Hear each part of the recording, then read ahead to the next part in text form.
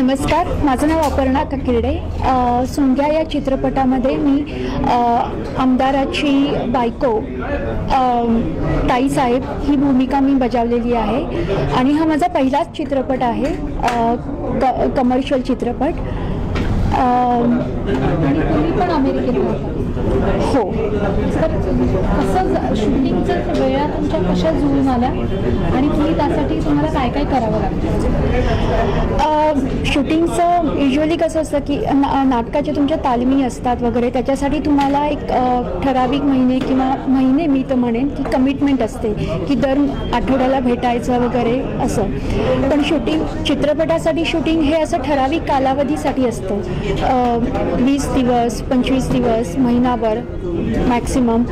तर तेवढं मी ॲडजस्ट करू शकले आणि घरातून तसा पाठिंबाही आहे मला, माहेरू आणि सासरकडच्यांकडून, तर हे होऊ शकलं। पण आता पुढल्या वेळेस ही तुमची भूमिका बघून इतर लोकांनी तुम्हाला कॉन्टॅक्ट केले तर तुम्ही ते कसं जमवणार? म्हणजे परत इंडियात यायचं, शूटिंग करायचं, अनदर मूवी? बघू पुढचा प्रवास, मी एवढा अजून ठरवलेलं नाही आहे। पण ही भूमिका करताना मला खूप आनंद झाला, म्हणजे खूप डीपली विचार केला, कारण ग्रे शेडमधलं कॅरेक्टर एवढं सोपं नाही आहे, म्हणजे ब्लॅक अँड व्हाईटपेक्षा ते रंगवणं, त्या कॅरेक्टरच्या तळापर्यंत जाणं आणि ते समजून घेणं। या कॅरेक्टरसाठी तुम्हाला काय काय तयारी करावी लागते?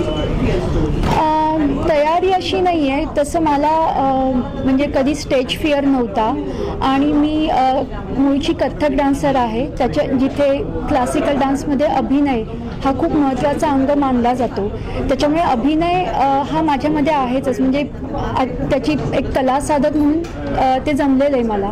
पण तरीसुद्धा कॅमेरासाठीचा अभिनय, चित्रपटासाठीचा अभिनय आणि क्लासिकल डान्ससाठीचा अभिनय याच्यामध्ये थोडा भेद आहे।